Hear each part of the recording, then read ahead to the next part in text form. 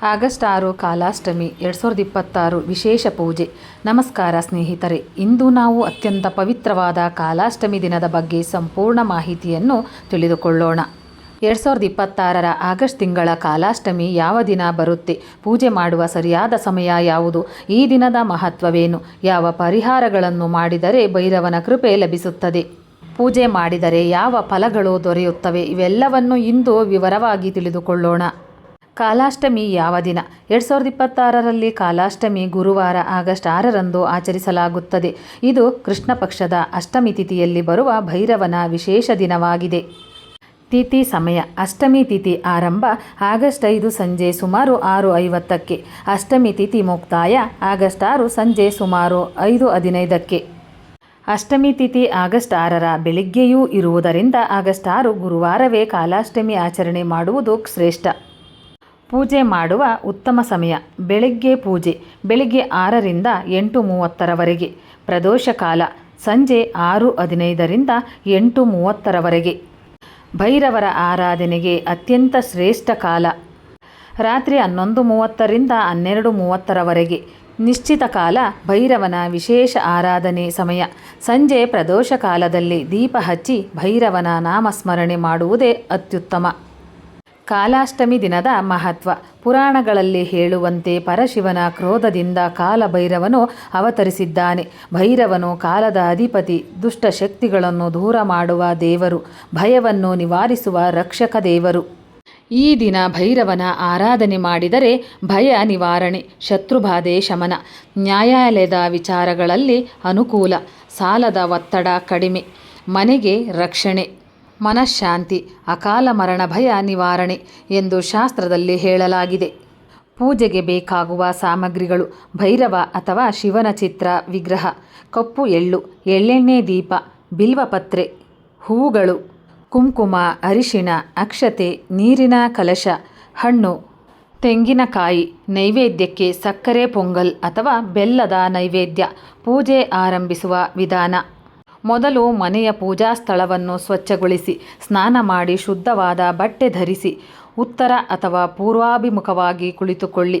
ಕಲಶದಲ್ಲಿ ನೀರು ತುಂಬಿ ಅದರ ಮೇಲೆ ಅರಿಶಿಣ, ಕುಂಕುಮ ಮತ್ತು ಅಕ್ಷತೆ ಹಾಕಿ ದೇವರ ಮುಂದೆ ಇಡಿ.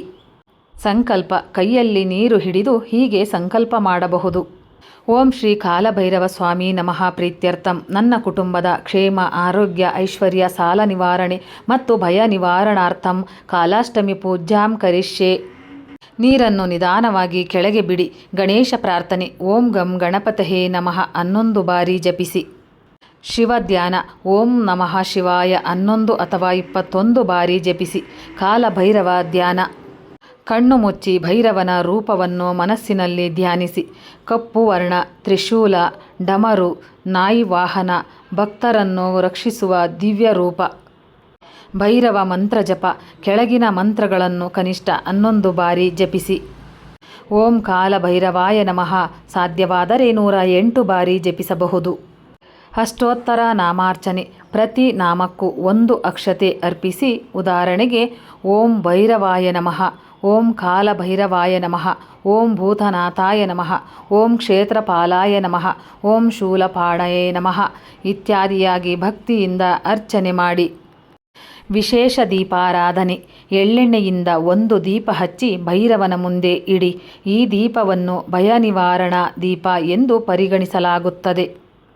ಓಂ ಭೈರವ ದೀಪಂ ಸಮರ್ಪಯಾಮಿ ಎಂದು ಹೇಳಿ.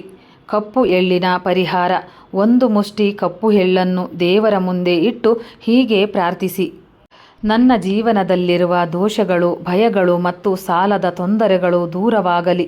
ನಂತರ ಆ ಎಳ್ಳನ್ನು ಮರದ ಬೇರು ಬಳಿ ಅಥವಾ ಹರಿಯುವ ನೀರಿನಲ್ಲಿ ಬಿಡಬಹುದು. ಸಾಲ ನಿವಾರಣಾ ಪರಿಹಾರ: 1 ತೆಂಗಿನಕಾಯಿಯ ಮೇಲೆ ಕುಂಕುಮದಿಂದ ಓಂ ಭೈರವಾಯ ನಮಃ ಎಂದು ಬರೆದು ಭೈರವನ ಮುಂದೆ ಇಡಿ. ಪೂಜೆಯ ನಂತರ ಆ ತೆಂಗಿನಕಾಯಿಯನ್ನು ದೇವಾಲಯಕ್ಕೆ ದಾನ ಮಾಡಬಹುದು. ಇದರಿಂದ ಆರ್ಥಿಕ ಒತ್ತಡ ಕಡಿಮೆಯಾಗಲಿ ಎಂದು ಭಕ್ತಿಯಿಂದ ಪ್ರಾರ್ಥಿಸಿ. ಶತ್ರುಬಾಧೆ ನಿವಾರಣೆ: ನಿಂಬೆಹಣ್ಣಿನ ಮೇಲೆ 4 ಕಡೆ ಕುಂಕುಮದ ಬಿಂದು ಹಾಕಿ ಭೈರವನ ಮುಂದೆ ಇಡಿ. ಪೂಜೆಯ ನಂತರ ಅದನ್ನು ಮನೆಯ ಹೊರಭಾಗದಲ್ಲಿ ಇಡಬಹುದು. ನಾಯಿ ಸೇವೆಯ ಮಹತ್ವ: ಭೈರವನ ವಾಹನ ನಾಯಿ. ಕಾಲಾಷ್ಟಮಿ ದಿನ ನಾಯಿಗೆ ಆಹಾರ ನೀಡುವುದು ಅತ್ಯಂತ ಪುಣ್ಯಕರ. ಹಾಲು, ಚಪಾತಿ, ಬಿಸ್ಕತ್, ಅನ್ನ ಇವುಗಳಲ್ಲಿ ಯಾವುದಾದರೂ ಪ್ರೀತಿಯಿಂದ ನೀಡಿ. ರಾತ್ರಿ ಮಾಡುವ ವಿಶೇಷ ಆರಾಧನೆ. ರಾತ್ರಿ 11:30 ನಂತರ ಒಂದು ದೀಪ ಹಚ್ಚಿ ಶಾಂತವಾಗಿ ಕುಳಿತು ಓಂ ಕಾಲಭೈರವಾಯ ನಮಃ ಮಂತ್ರವನ್ನು 27 ಬಾರಿ ಜಪಿಸಿ. ಇದು ಮನೋಭಾವವನ್ನು ಕಡಿಮೆ ಮಾಡುತ್ತದೆ. ಕಾಲಾಷ್ಟಮಿ ಉಪವಾಸ ವಿಧಾನ. ಸಾಧ್ಯವಾದವರು ಬೆಳಿಗ್ಗೆ ಫಲಹಾರ, ಸಂಜೆ ಪೂಜೆ ನಂತರ ಪ್ರಸಾದ ಸೇವನೆ ಮಾಡಬಹುದು. ಆರೋಗ್ಯ ಸಮಸ್ಯೆ ಇರುವವರು ಉಪವಾಸ ಮಾಡಬೇಕೆಂಬ ನಿಯಮವಿಲ್ಲ. ಪೂಜೆಯ ಫಲಗಳು. ಶಾಸ್ತ್ರಗಳಲ್ಲಿ ಹೇಳಿರುವ ಫಲಗಳು: ದುಷ್ಟಶಕ್ತಿ ನಿವಾರಣೆ, ಮನೆಗೆ ರಕ್ಷಣೆ, ರಾತ್ರಿ ಭಯ ಕಡಿಮೆ, ಪ್ರಯಾಣ ಸುರಕ್ಷತೆ, ಕಳ್ಳತನ ಭಯ ನಿವಾರಣೆ, ನ್ಯಾಯಾಲಯ ವಿಚಾರದಲ್ಲಿ ಅನುಕೂಲ, ಉದ್ಯೋಗದಲ್ಲಿ ಸ್ಥಿರತೆ, ಸಾಲ ಕಡಿಮೆಯಾಗಲು ಅನುಕೂಲ, ಆತ್ಮವಿಶ್ವಾಸ ವೃದ್ಧಿ, ಮನಃಶಾಂತಿ. ಯಾರು ಈ ಪೂಜೆ ಮಾಡಬೇಕು? ನಿರಂತರ ಭಯಪಡುವವರು, ಕೆಟ್ಟ ಕನಸು ಕಾಣುವವರು, ಸಾಲದ ಒತ್ತಡದಲ್ಲಿರುವವರು, ನ್ಯಾಯಾಲಯದ ಪ್ರಕರಣಗಳಲ್ಲಿರುವವರು, ಉದ್ಯೋಗ ಅಸ್ಥಿರತೆಯಲ್ಲಿರುವವರು, ಮನೆಗೆ ನಕಾರಾತ್ಮಕತೆ ಇದೆ ಎಂದು ಭಾಸವಾಗುವವರು, ಪ್ರಯಾಣ ಹೆಚ್ಚಾಗಿ ಮಾಡುವವರು. ಕುಟುಂಬ ಸಮೇತ ಮಾಡುವ ಸರಳ ಪೂಜೆ. ಸಂಜೆ ಎಲ್ಲರೂ ಸೇರಿ ಒಂದು ದೀಪ ಹಚ್ಚಿ 3 ಬಾರಿ ಓಂ ನಮಃ ಶಿವಾಯ, 3 ಬಾರಿ ಓಂ ಕಾಲಭೈರವಾಯ ನಮಃ ಆರತಿ ಮಾಡಿ ಪ್ರಸಾದ ಹಂಚಿಕೊಳ್ಳಿ. ಇದರಿಂದ ಕುಟುಂಬದಲ್ಲಿ ಶಾಂತಿ ಹೆಚ್ಚುತ್ತದೆ.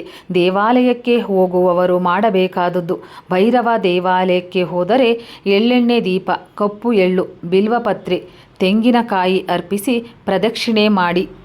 ಜಾಗ್ರತೆ. ಪೂಜೆಯನ್ನು ಭಯದಿಂದ ಅಲ್ಲ, ಭಕ್ತಿಯಿಂದ ಮಾಡಿ. ಪ್ರಾಣಿಗಳಿಗೆ ಹಾನಿ ಮಾಡಬೇಡಿ. ಮದ್ಯ ಮಾಂಸ ಸೇವನೆ ತಪ್ಪಿಸಿ. ಸುಳ್ಳು ಮಾತು ಮತ್ತು ಕೋಪವನ್ನು ಕಡಿಮೆ ಮಾಡಿ. ಕೊನೆಯ ಪ್ರಾರ್ಥನೆ. ಕೈ ಮುಗಿದು ಹೀಗೆ ಪ್ರಾರ್ಥಿಸಿ: ಓಂ ಶ್ರೀ ಕಾಲಭೈರವ ಸ್ವಾಮಿ ನಮಃ. ಕುಟುಂಬವನ್ನು ಸದಾ ರಕ್ಷಿಸು.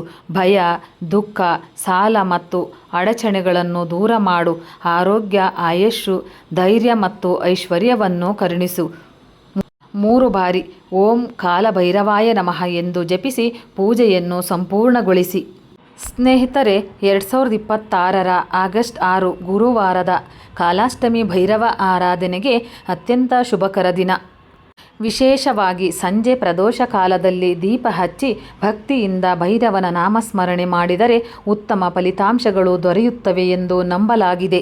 ಭೈರವ ಸ್ವಾಮಿಯ ಕೃಪೆ ನಿಮ್ಮ ಮತ್ತು ನಿಮ್ಮ ಕುಟುಂಬದ ಮೇಲೆ ಸದಾ ಇರಲಿ. ಓಂ ಕಾಲಭೈರವಾಯ ನಮಃ. ಧನ್ಯವಾದಗಳು.